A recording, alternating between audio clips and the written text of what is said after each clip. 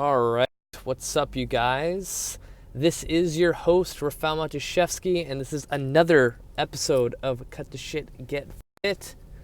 And this is another video version while driving because, honestly, I don't know why I didn't do this earlier. I would save so much time.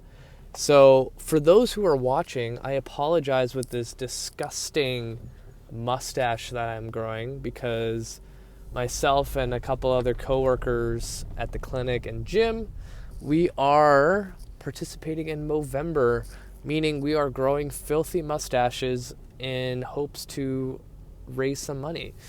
So I'm so excited to shave this thing off because it's now getting super annoying.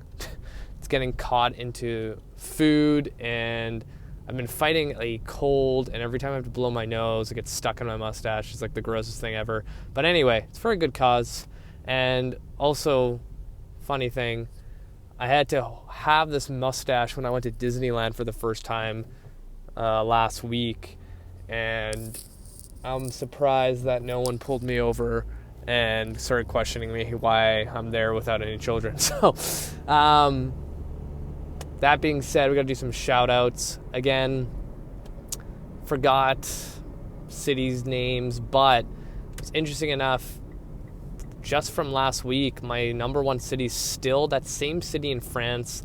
Can't remember the name. It starts with an M, so thank you all in France who are listening to my show. That's so freaking cool. Definitely a country I want to go check out eventually. Number two, where I reside, out here in Langley. Shout out to all my local listeners. That is super cool to see you guys come up onto the top 3.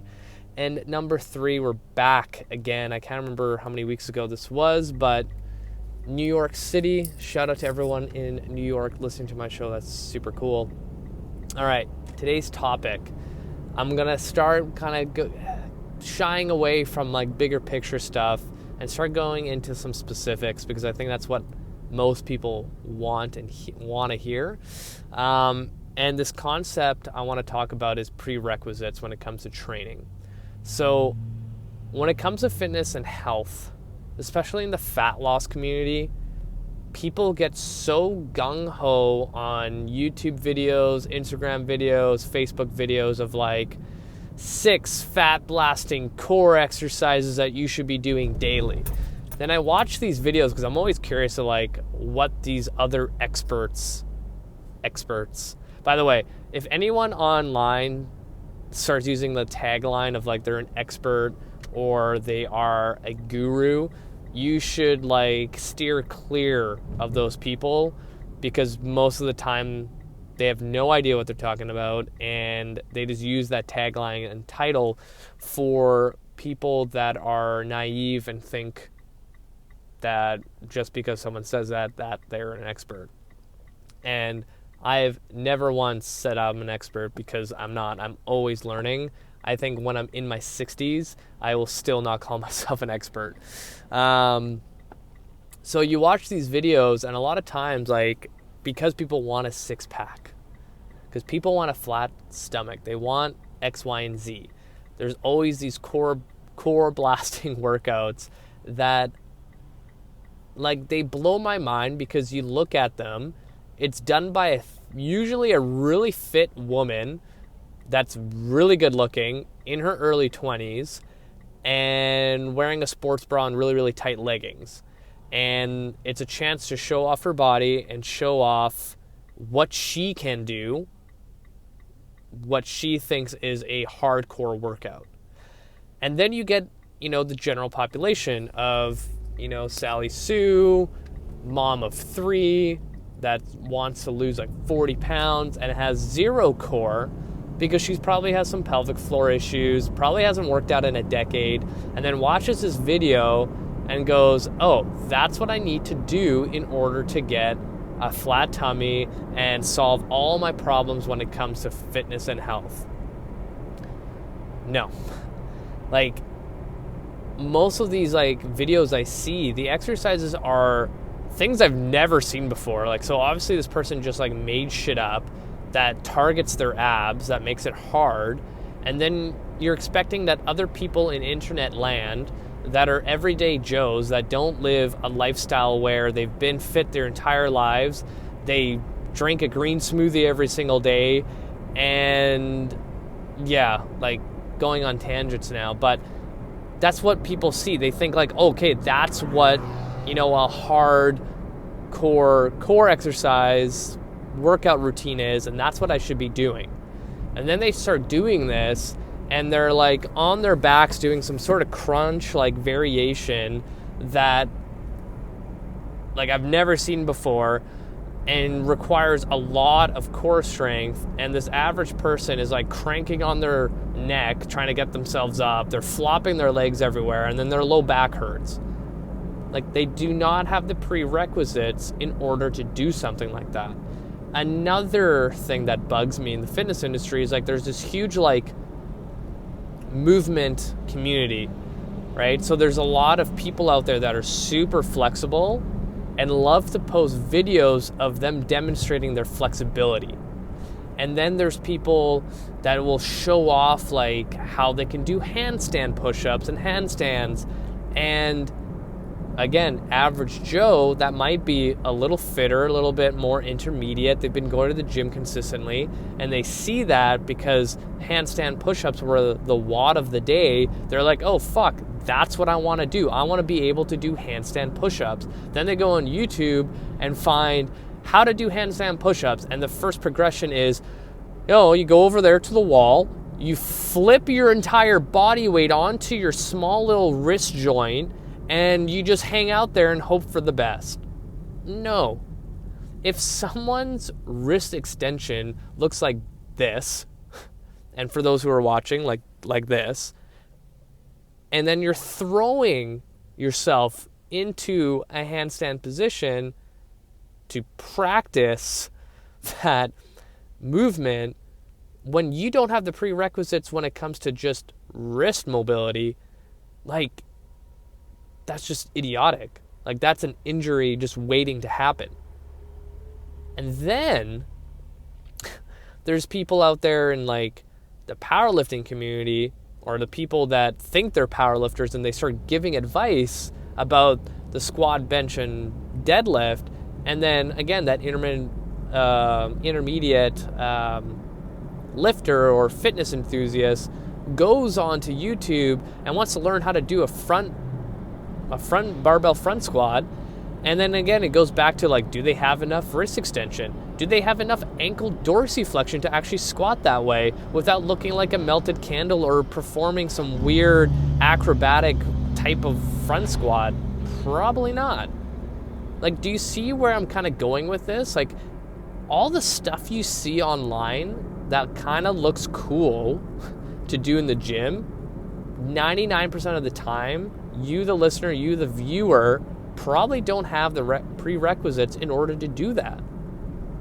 All you're doing is hitting a square peg in a round hole constantly until something gives and something chips off, something breaks, and now you're left with a hamstring strain, wrist strain, whatever threw your low back out, and now you're in that rehab and treatment phase. There is a progression for every single exercise, and you need to find where you're at. And this comes down to like getting a good, thorough assessment. Like, why not go to a medical professional like a chiropractor or a physiotherapist, and you tell them straight up, my goal is to be able to barbell deadlift off the floor, do a front rack position for the front squat, doing handstand push-ups, and these crazy ass core exercises. Does my body have what it takes to do that? 99% of the time, it's no. But as long as you get a thorough assessment done by a medical professional or a fitness coach that understands his or her shit, now you have a better baseline of where you need to get at. Whew. Really getting after this one. So it blows my mind where people will throw on external load on a movement pattern that they don't even control yet. The general population sits like 90% of the day, and then they sign up to a gym where the WOD of the day is barbell snatches barbell front squats, handstand push-ups for 100 reps each. You're throwing external load when internally that individual doesn't have full control and motor control of their joints.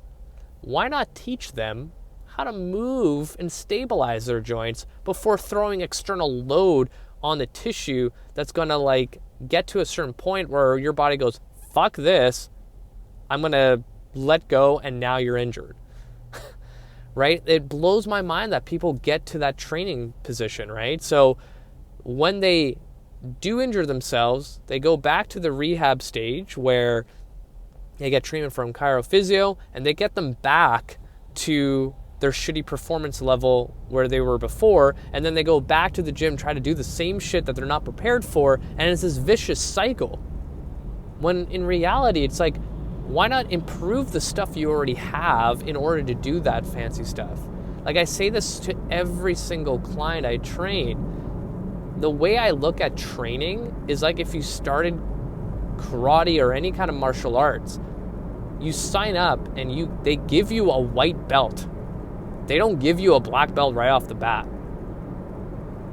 Right? Like, it's common sense. But when it comes to training, it's like, no, like, straight up, give me the black belt, I can do it. When you don't even know if you actually have what it takes to be able to do those things. Right? A lot of people want to be able to deep squat, but maybe their anatomy, their hip structure, just will never allow them to actually do it. Right? How do you know if you have deep enough hip sockets to deep squat? You got to get through a thorough assessment to figure this stuff out. But it blows my mind when people want to constantly push the envelope and do stuff that their body's not prepared to do. And this is where injury comes in. So when I see trainers in public gyms or online getting their clients to do stuff that I can physically see that they're not supposed to be doing, like, let's go bigger picture. If I had to ask any coach listening or any coach in the world, what is your number one priority as a coach training somebody? Like, answer that question to yourself right now before I give what I think it should be. 100%, your number one priority when training clients is to do no harm. And if that sounds familiar to you, it's because every medical doctor in the history of the world runs by that principle. Do no harm. If you know that you're working with a patient that has this condition, and you know that if you give them this drug, that might help them in the short term, but long term, it's going to destroy their liver, their lungs, and every other organ that's vital, then you're going against your principles and your integrity. As a coach, if you know that this plyometric lunge with a Bosu ball underneath your foot is probably pretty dangerous, but it looked cool on Instagram when you watched it, and now you want all your clients to do it, you are going against the bigger picture of what a coach is. Keep people safe. Get them to move better. Teach them how to really control every movement that they're doing, so then they have enough practice that when you want to eventually do that circus stuff, there's not going to be any room for error. Like, it's so simple, but people look beyond the basics because it's boring. But that's where true progression comes in. I'm going to stop there because I could go on for like an hour on this topic, but to kind of wrap it up, ask yourself this question: do I have the prerequisites to do every exercise I'm doing right now? Do my clients have the prerequisites to do every exercise that I've programmed for them? Have I even done an assessment on my clients? Like, these are the questions you need to ask yourself, and take the time to really evaluate what you're doing, if it's actually progressing you to your goal. So that's it for me, you guys. You guys are amazing. Thank you for listening to me ramble on. And for those who are watching, somehow not be disgusted by my mustache. So hit the show notes. Click the link to add me on Facebook. I'd love to connect. Check out the link to get 50% off on my ebook, The Ironclad Body Training System, for Black Friday. Share this podcast with your friends and family. Give me a 5-star rating. You guys are amazing. That's it for me. Until next time.